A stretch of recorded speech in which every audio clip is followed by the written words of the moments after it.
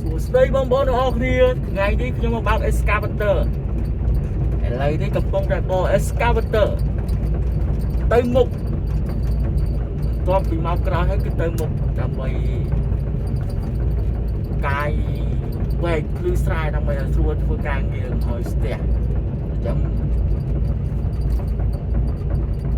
ឥឡូវនេះខ្ញុំកំពុងតែបក Excavator បាទ Good morning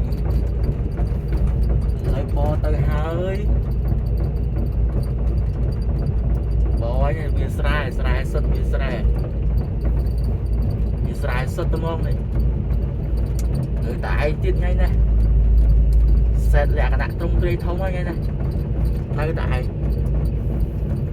ចាប់ហើយ